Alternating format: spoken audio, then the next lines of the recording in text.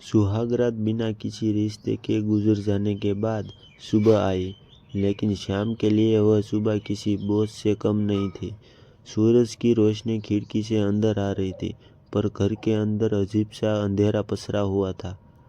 पायल चुपचाप उठी, उसने सिंदूर लगाया, चूड़ियाँ पहनी और एक आदर्श बहू की तरफ रसोई की तरफ बढ़ गई। लेकिन उसकी आंखों में न तो अपनापन था और न ही शांति। श्याम उसे देख रहा था। उसे लग रहा था जैसे पायल कोई किरदार निभा रही हो, ऐसा किरदार जिसमें भावनाएं नहीं, सिर्फ मजबूरी थी। नाश्ते की मेज पर भी पायल खामोश रही। वह बार बार अपने फ़ोन की तरफ देख रही थी, जैसे किसी मैसेज का इंतज़ार हो। श्याम ने पहली बार महसूस किया कि यह खामोशी सामान्य नहीं है। उसके दिल में एक हल्की सी शंका ने जन्म लिया। ऑफिस जाते समय भी वह बेचैन था। पायल के शब्द बार बार उसके दिमाग में गूंज रहे थे, यह शादी मेरी मर्जी से नहीं हुई।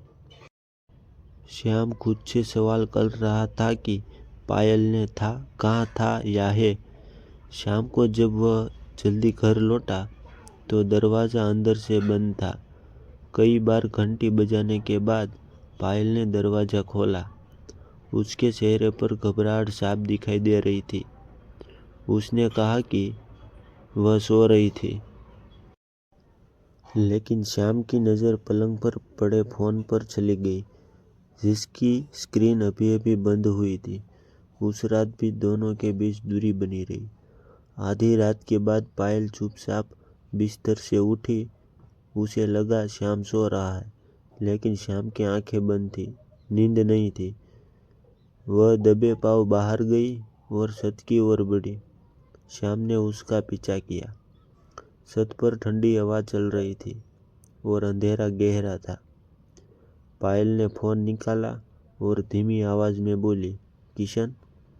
यह नाम श्याम के दिल पर किसी वार की तरह लगा। वह दीवार के पीछे छिप गया। पायल की आवाज़ कांप रही थी।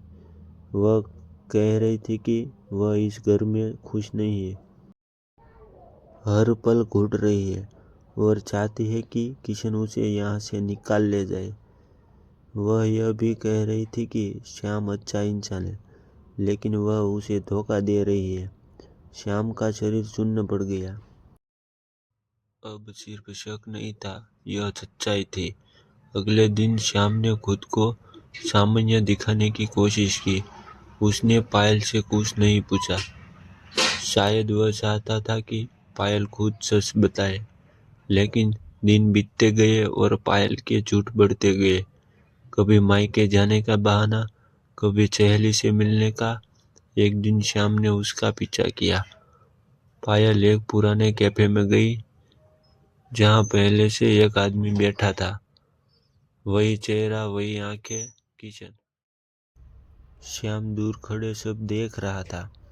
पायल रो रही थी और किशन उसका हाथ थामे हुए था।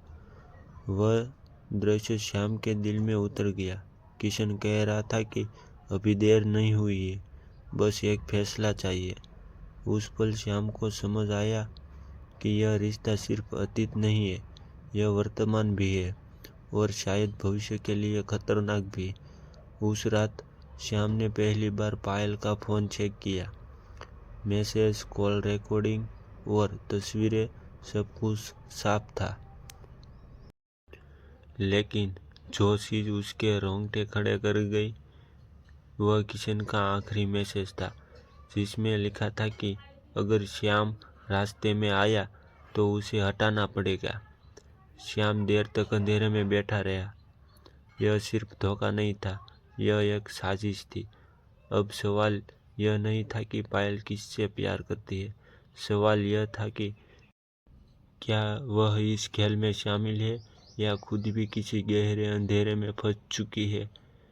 बाहर दिए की लौ कांप रही थी और श्याम को महसूस हो रहा था कि आने वाला वक्त इस रिश्ते को खून और सच के बीच खड़ा कर देगा।